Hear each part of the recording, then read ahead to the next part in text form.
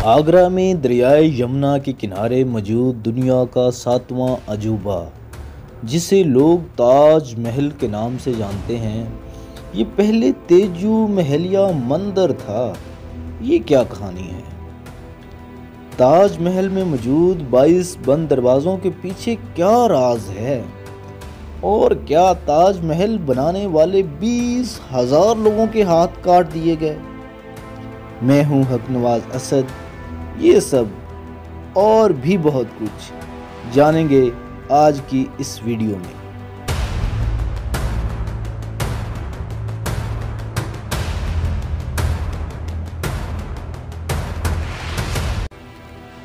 संगे मरमर को राजस्थान से, जैस्पर को पंजाब से, जेड एंड क्रिस्टल को चाइना से, तुर्कोइस को तिब्बत से, सफ़ायर को श्रीलंका से और कार्नेलियन को अरब से। ये सब पत्थर दुनिया के कोने कोने से इकट्ठे किए गए और फिर बनाया गया दुनिया का 7वां अजूबा, ताज महल। ताज महल के बाकायदा स्ट्रक्चर का आगाज़ 1631 में हुआ। इसको बनाने में लगे 22 साल।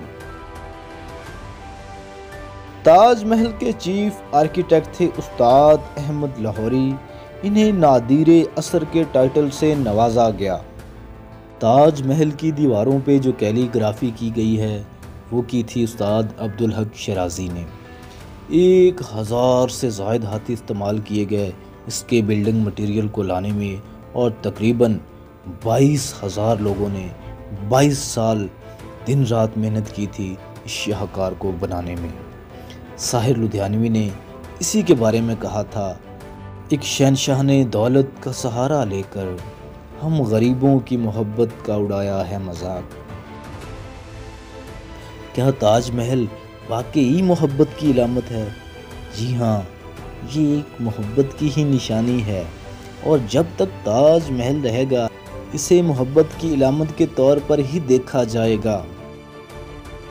5 जनवरी 1592 को मुग़ल शहनशाह जहांगीर के यहाँ एक शहज़ादा पैदा हुआ जिसका नाम रखा गया शहाबुद्दीन मोहम्मद खुर्रम। 1607 में जब शहज़ादा खुर्रम की उम्र 15 बरस हुई तो इनकी मंगनी 14 बरस की अर्जुमंद बानो बेगम से कर दी गई। अर्जुमंद बानो बेगम का ताल्लुक फ़ारसी के एक रईस ख़ानदान से था। इनके वालिद का नाम था अबुल हसन आसिफ खान। 1612 में इनकी शादी हुई, और शादी के बाद जब इन्होंने तख्त संभाला तो इन्हें ख़ताब दिया गया Shahjahan, king of the world. इनकी जो बीवी थी अर्जुमंद बानो बेगम, उनको ख़ताब दिया गया मुमताज़ महल। तारीख़ में ये बात बहुत वाज़ेह है कि मुमताज़ महल बहुत से हुकूमती फ़ैसले भी करती थीं, बल्कि कुछ तारीख़दान तो यहाँ तक कहते हैं कि महल के असले फ़ैसले वही करती थीं। बादशाह उनकी मर्ज़ी के बग़ैर कोई भी फ़ैसला नहीं करते थे। शाहजहां ने 2 और भी शादियां की थी। बाकी 2 बीवियों से शाहजहां का सिर्फ एक बच्चा था, जबकि मुमताज़ महल से 14 बच्चे पैदा हुए। अपने आखिरी बच्चे की पैदाइश के वक्त मुमताज़ महल वफ़ात पा गईं। ये शाहजहां के लिए ज़िंदगी का सबसे बड़ा धचका था। उन्होंने ख़ुद को आइसोलेट कर लिया। वो अपनी महबूब बीवी के गम में कई हफ्तों और महीनों तक रोते रहे।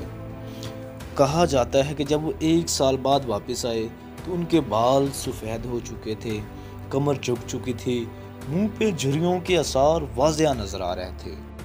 उन्होंने फ़ैसला किया कि अपनी महबूब बीवी के लिए एक ऐसी यादगार तामीर करवाएंगे जिसे दुनिया सदियों तक याद रखेगी, और उन्होंने ऐसा किया भी।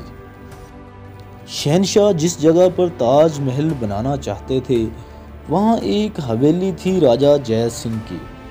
जय सिंह के शाहजहां के साथ बहुत दोस्ताना ताल्लुकात थे।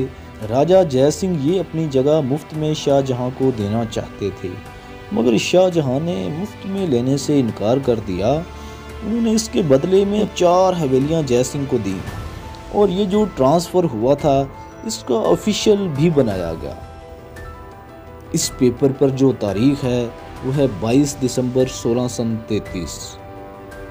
दोस्तों, ताजमहल से काफ़ी ज़्यादा थ्योरीज मंसूब हैं। इनमें एक बहुत मशहूर थ्योरी ये पेश की जाती है कि जिन लोगों ने ताजमहल बनाया था उनके हाथ कटवा दिए गए। में ताजमहल का निर्माण हुआ और जिन कारीगरों ने निर्माण किया उनके हाथ काट दिए गए थे। ऐसा तारीख में कोई सबूत नहीं मिलता। तारीख की किसी भी किताब में इसका जिक्र तक नहीं। और अगर 20,000 लोगों के सचमुच में हाथ कटवा दिए गए थे तो वो इतने ज़्यादा हाथ कटे लोग और वो हाथ कहाँ गए? आखिर कोई तो उनका सबूत मिलता। शाहजहां का दौर मुग़ल आर्किटेक्चर का सबसे सुनहरी दौर माना जाता है। इस दौर में शालीमार बाग, मस्जिद वज़ीर खान, मकबरा जहांगीर, मकबरा आसिफ जहां, आगरा फोर्ट, जामिया मस्जिद दिल्ली, लाल किला दिल्ली, शाहजहानी बागात और भी कई सारी इमारतें तामीर की गईं। अगर ऐसा सच में मुमकिन होता तो ये इतनी ज़्यादा तामीरात कैसे मुमकिन होती?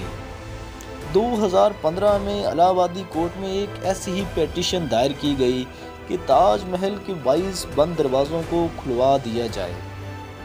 और ताजमहल असल में तो एक मंदिर है जिसका असल नाम है तेजू महलिया। पिटीशनर का कहना था 22 बंद दरवाज़ों को खुलवाया जाए, इनके पीछे भगवानों की मूर्तियां हैं। इलाहाबाद हाई कोर्ट में एक याचिका दायर की गई है जिसमें अदालत से ताजमहल के मुख्य हिस्से में स्थित उन 22 कमरों को खोलने की मांग की गई है जहां प्राचीन शिवलिंग होने का दावा है। मगर कोर्ट ने ये कहते हुए ये पिटीशन रद्द कर दी कि यहाँ पर किसी के लीगल और कॉन्स्टिट्यूशनल राइट वायोलेट नहीं हो रहा है, लिहाजा ये काम आर्कियोलॉजिकल सर्वे ऑफ इंडिया का है।